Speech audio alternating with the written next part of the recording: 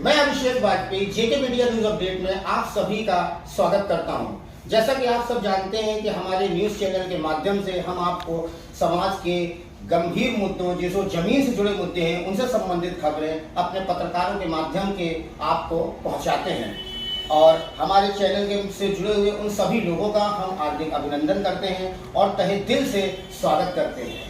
आज हमारे शो में हमारा जो ज्ञानशाला का शो है उसकी हम शुरुआत कर रहे हैं और ज्ञानशाला के शो में हम समाज से जुड़े जो बहुत गंभीर मुद्दे हैं जिसके बारे में आज तक कोई चर्चा नहीं करता है, उसकी समस्याएं क्या उत्पन्न हुई देश के अंदर, उसके विषय में चर्चा करेंगे और उससे संबंधित समस्याओं का हल निकालने का प्रयास करेंगे। तो आज के हमारे शो में जो हमारा टॉपिक है वो है सेक्युलर या सेक्युलरिज्म यानी धर्मनिरपेक्षता और धर्मनिरपेक्षवाद। अब समझते हैं कि धर्मनिरपेक्षता और धर्मनिरपेक्षवाद आखिर ये है क्या। धर्मनिरपेक्षता यानी सेक्युलर एक ऐसा शब्द है जिससे कि हमें धार्मिक आजादी और हमें समान अधिकार और हमें अपना काम अपना किसी भी तरह का सब कुछ करने का पूरा समानता होती है समाज के सभी वर्गों, समुदाय और सभी लोगों में। ठीक है, इसके कुछ बेसिक पैरामीटर्स होते हैं, जैसे एक है equal status, no discrimination, no partiality, no freedom. Equal status मतलब समाज के सभी लोगों में आपस में समान व्यवहार। नो डिस्क्रिमिनेशन और नो पार्शियलिटी, इन समाज के सभी लोगों के साथ किसी भी तरह का कोई भेदभाव नहीं होगा। तीसरा है आपका फ्रीडम, समाज के हर व्यक्ति को, हर समाज के हर व्यक्ति को अपनी आजादी होगी अपना सब कुछ करने की। तो क्या ये सवाल उठता है कि क्या हम पूरी दुनिया में एक जमाने से भारत की आजादी के बाद ये ढोल पीट रहे हैं कि India is a secular country. Is India really a secular country और नॉट? ये एक बहुत बड़ा प्रश्न है। क्या भारत वाकई में एक सेक्युलर कंट्री है या नहीं है? अगर मेरी राय मानो तो भारत एक सेक्युलर कंट्री नहीं है। अब क्यों नहीं है? क्योंकि देखिए, अगर कोई भी सेक्युलर है तो यानी कि उसके जो बेसिक पैरामीटर्स हैं उसकी कसौटी पे वो खरा उतरता है, लेकिन भारत अब जमाने से इन बेसिक पैरामीटर की कसौटी पे खरा नहीं उतर रहा है। ऐसा क्यों? भारत के अंदर हजारों कानून बनाए गए देश की आजादी के बाद, हजारों कानून जो कि इन कसौटी पे खरा नहीं उतरते हैं। उनमें से हम कुछ 3 कानून ऐसे हैं जिसके बारे में हम बात करेंगे। वो 3 कानून क्या है जिससे यह साबित होता है कि India is not a secular country. So first कानून इज 1950 हिंदू कोड बिल। 1950 में नेहरू जी की सरकार ने एक कानून बनाया, हिंदू कोड बिल। 1950 में हिंदू कोड बिल के अंतर्गत हिंदू समाज से रिलेटेड शादी ब्याह, तलाक, गोद लेने से संबंधित और अपने बच्चों के प्रॉपर्टी से रिलेटेड, उत्तराधिकारी से रिलेटेड जितने भी कानून हैं वो बनाए गए। यानी इनके सारे मामले इस कानून के अंतर्गत हल होंगे। अच्छी बात है, कोई बात नहीं। एक बड़ा सिस्टम तैयार किया गया जिसके अंतर्गत एक दायरे के अंतर्गत उन सारे समाज की समस्याओं का हल निकालने के लिए कानून बनाया। कोई गलत बात नहीं है। इसके अंदर आपका Hindu marriage act 1955, Hindu succession act, Hindu adoption act, Hindu guardianship act, ये सारे 1955 के एक्ट, इसके सब एक्ट हैं जिसके अंदर में सारे मामले हल होते थे। लेकिन उसी जगह पे जो दूसरे धर्म हैं, जैसे कि आपका मुस्लिम, ईसाई और पारसी, इन समाज के लिए उन्होंने कोई कानून नहीं बनाया। आखिर ऐसा क्यों किया गया? समाज के एक विशेष वर्ग के साथ इस तरह का भेदभाव उस पर्टिकुलर सरकार ने ऐसा क्यों किया? क्या ये हिंदू समाज के साथ भेदभाव नहीं है? क्या ये हिंदू समाज के अधिकारों की हत्या नहीं है? और ऐसा इस देश की सरकार ने खुलेआम किया, जबकि दूसरे धर्मों के मामले जो भी थे घरेलू, वो सारे उनके पर्सनल लॉ बोर्ड के थ्रू होते थे। जैसे मुसलमानों के लिए मुस्लिम पर्सनल लॉ बोर्ड, क्रिश्चियन के लिए क्रिश्चियन पर्सनल लॉ बोर्ड और ईसाइयों के और पारसियों के लिए पारसी पर्सनल लॉ बोर्ड। तो आप कैसे कह सकते हैं कि जब आप सेक्युलर शब्द की कसौटी पे खरे नहीं उतर रहे हैं, और आप कैसे कह सकते हैं कि इंडिया एक सेक्युलर कंट्री है? India is not a secular country, क्योंकि ना तो इन्होंने एक समाज के अधिकारों की हत्या की है बल्कि समाज की आजादी की भी हत्या की है, और ऐसा इस सरकार में हुआ। अब हम आते हैं दूसरे कानून की तरफ। इसमें एक और भी बात जो है, विशेष बात है जो मैं आपको दिखाना चाहता हूं कि इसमें एक और इशू निकला कि महिलाओं के अधिकारों की हत्या, ये हिंदू कोड बिल के अंतर्गत ही निकल के आता है। दूसरे पर्सनल लॉ बोर्ड से एक जनरेट होता है। तो हिंदू कोड बिल के अंतर्गत जो निकलता है इसमें है कि महिलाओं के अधिकारों की हत्या, यानी कि विशेष रूप से मुस्लिम समाज की महिलाओं की अधिकारों की हत्या। तो वो हत्या कैसे हुई? 1985 में सुप्रीम कोर्ट से शाहबानो और अहमद खान का केस पूरी हिंदुस्तान में बहुत फेमस है, ठीक है। तो इस केस की पूरी डिटेल जानते हैं। शाहबानो और अहमद खान की शादी 1932 में हुई थी। उसके बाद 14 साल बाद अहमद खान ने दूसरी शादी करी। ये मध्य प्रदेश इंदौर के रहने वाले थे। दूसरी शादी करी एक युवा लड़की से। शाहबानो से उनके 5 बच्चे थे। दूसरी शादी के बाद भी दोनों पत्नियां एक साथ आपस में मिलकर रह रही थी। लेकिन सन 1978 में, यानी शादी के 46 साल बाद, अहमद खान ने शाहबानो को 3 तलाक दे दिया। उसके बाद वो पत्नी 5 बच्चों के साथ अलग रहने लगी। आपस में कुछ अंडरस्टैंडिंग हुई तो उन्होंने हर्जाने के रूप में कुछ अमाउंट उनको दी गुजारा चलाने के लिए। वो कुछ महीने तक तो उन्होंने गुजारा भत्ता दिया। उसके बाद उन्होंने गुजारा भत्ता देना बंद कर दिया। इससे परेशान होकर शाहबानो ने जुडिशियल कोर्ट में एक केस फाइल किया। वो केस में मुकदमा जुडिशियल कोर्ट से हाई कोर्ट गया, हाई कोर्ट से सुप्रीम कोर्ट गया और सुप्रीम कोर्ट ने 1985 में फैसला सुनाया कि शाहबानो को 500 रुपए प्रति माह हर्जाने के रूप में दिया जाएगा। लेकिन आप देखिए उस जमाने में राजीव गांधी की सरकार ने सुप्रीम कोर्ट को चुनौती देते हुए 1985 Muslim women and protection right act लागू कर दिया, क्योंकि उस फैसले के विरुद्ध पूरे मुस्लिम समाज ने हिंदुस्तान के अंदर जगह जगह विरोध प्रदर्शन किया। यानी एक व्यक्ति विशेष समुदाय के दबाव में आकर एक सरकार ने इस तरह का कानून बनाया।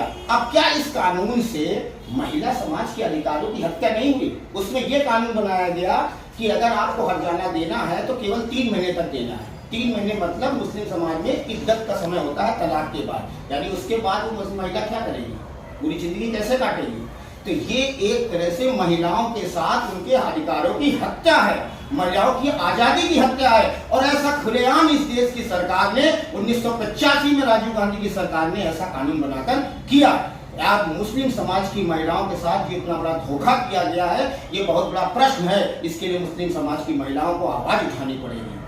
अब बात करते हैं हम आपके दूसरे act 1951 Hindu religious and charitable endowment act. ये एक्ट क्या है? 1947 में भारत की आजादी के बाद नेहरू जी ने 1951 में एक कानून बनाया, जिसके अंतर्गत भारत सरकार के अंदर में जितने भी देश के अंदर मंदिर हैं, वो हर राज्य अपने राज्य के अंदर के मंदिरों को अपने अधिग्रहण में ले लेंगे। चलिए ठीक है, कोई बात नहीं। जितने भी मंदिर हैं वो सब सरकार के अधिग्रहण में हो गए।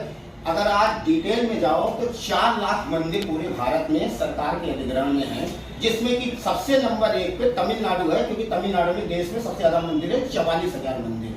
उन सारे मंदिरों का जितना भी चढ़ावा और उससे संबंधित संपत्ति का जो भी टर्नओवर होता है वो सरकार के खाते में जाता है और सरकार उससे कुछ पैसा निकालकर उन मंदिरों के निर्माण में और देखरेख में खर्च करती है। ठीक है, कोई बात नहीं। लेकिन उसी जगह पे आपने मस्जिदों को, गुरुद्वारों को और चर्चों को, इनको सरकार के अधिग्रहण में लेने के लिए ऐसा कानून क्यों नहीं बनाया?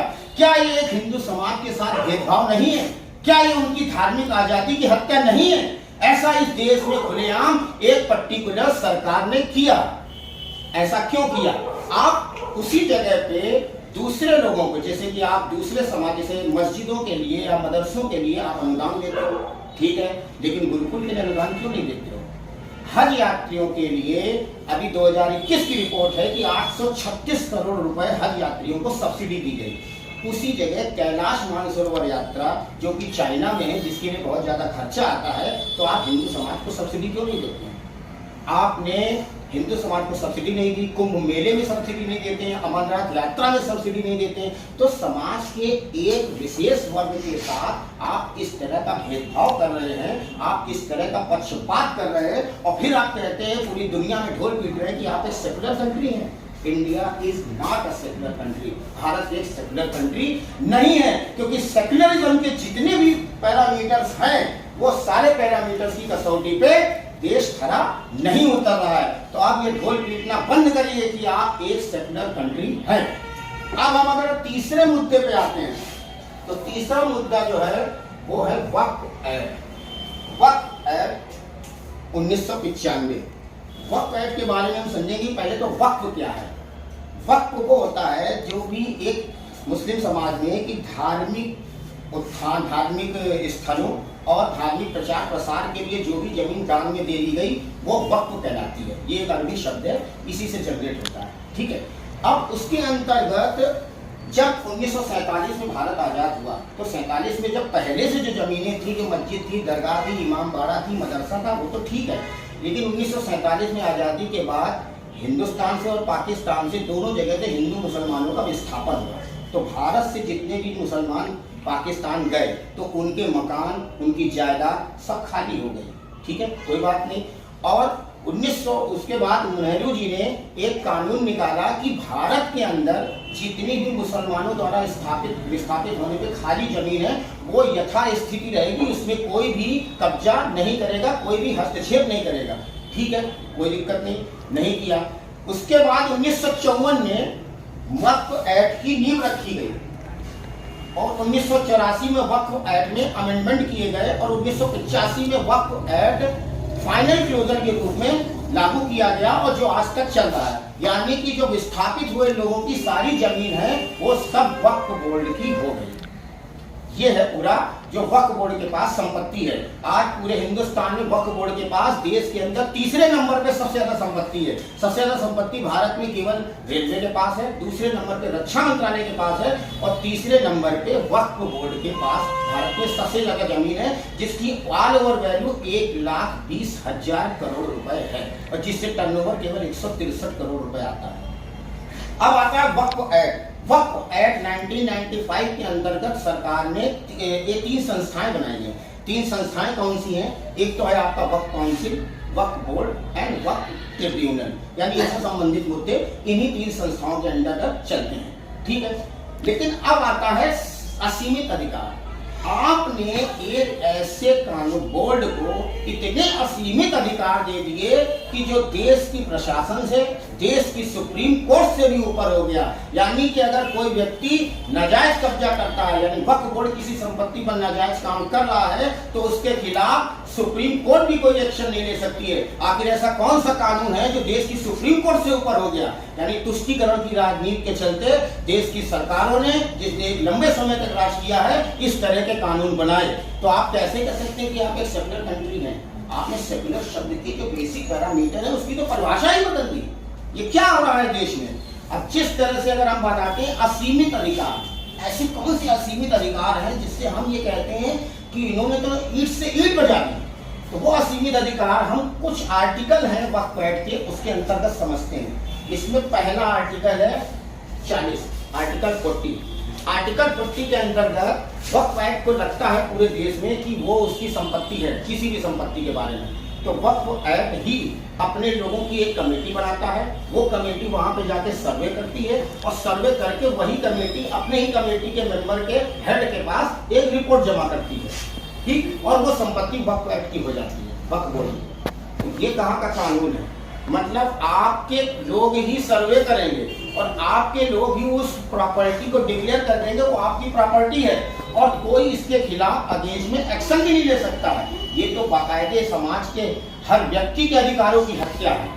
इस तरह का कानून बिल्कुल नहीं चलना चाहिए। ये तो कहीं से साबित ही नहीं करता है कि India is a secular country. उसके बाद हम आते हैं 54, आर्टिकल 54 के अंतर्गत जो वक्फ बोर्ड है, अगर कोई जगह उसको कंफर्म हो जाता है कि ये हमारी है सर्वे रिपोर्ट के बाद और अगर उसमें किसी का कब्जा है तो वक्फ एक्ट के थ्रू वक्फ बोर्ड जो है देश की सरकार को, देश के मतलब न्यायालय को और पुलिस को ये आदेश देता है कि आप ये जगह खाली करा के हमें दो।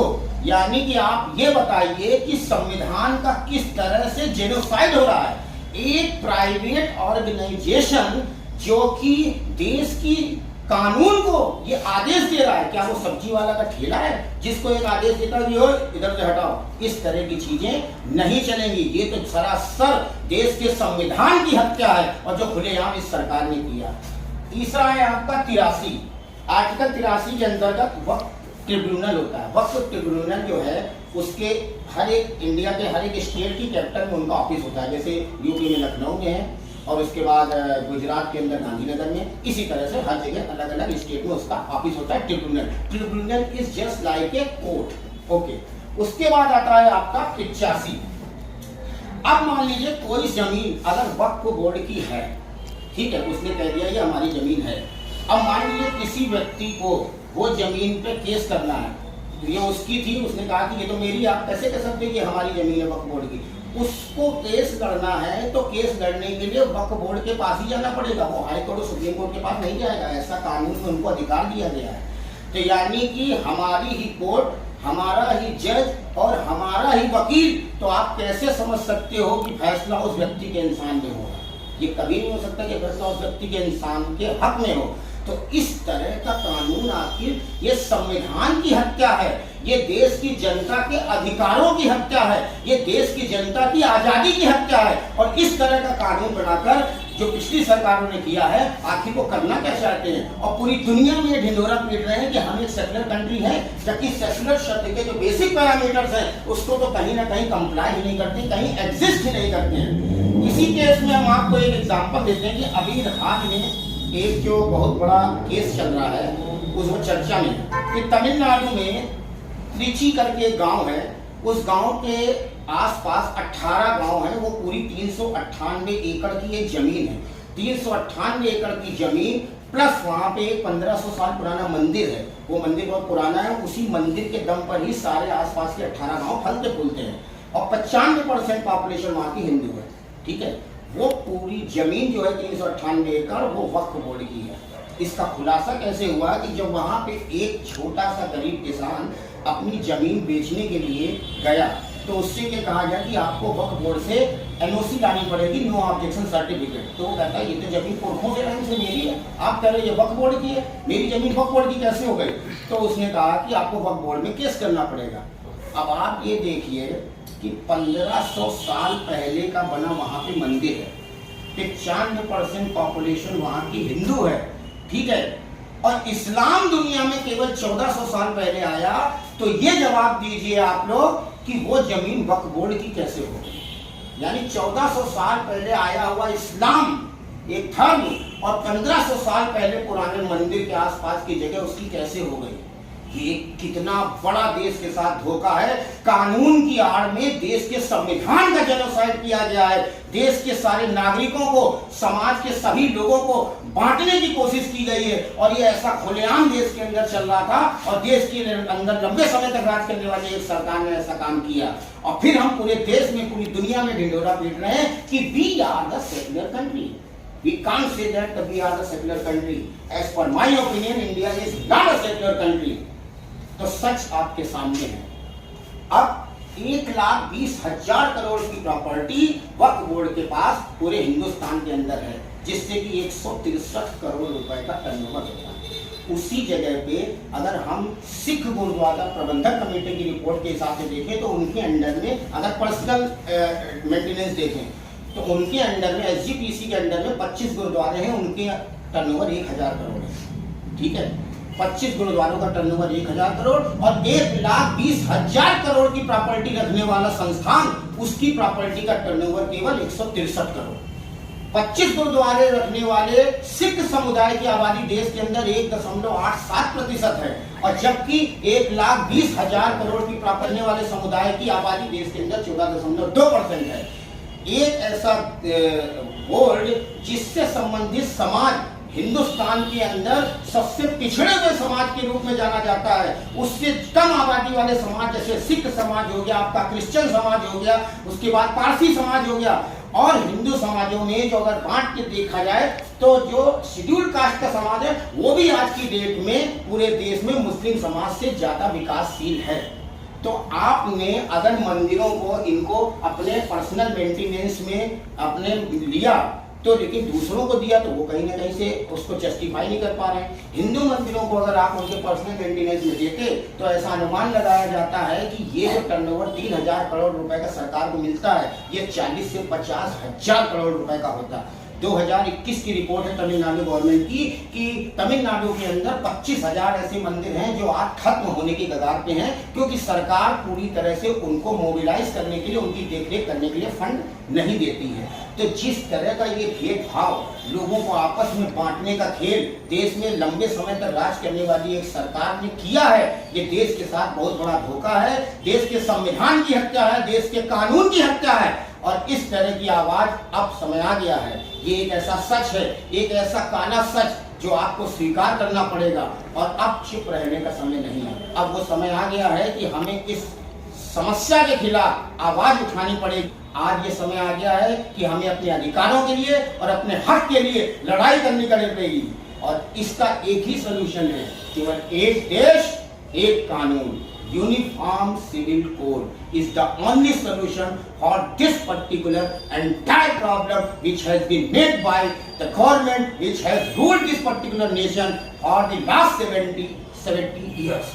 This is not acceptable from the Indian society, from the public of the India. Jai Hind, Jai Bharat.